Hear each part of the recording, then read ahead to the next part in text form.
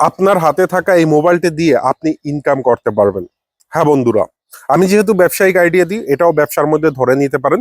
এই শুধুমাত্র এই মোবাইলটা দিয়ে আপনি টাকা আয় করতে পারবেন। যারা আমার এই ভিডিওটি দেখছেন তাদের হাতে এরকম একটি স্মার্টফোন আছে, এরকম একটি ক্যামেরা আছে এবং সামনেও একটি ক্যামেরা আছে।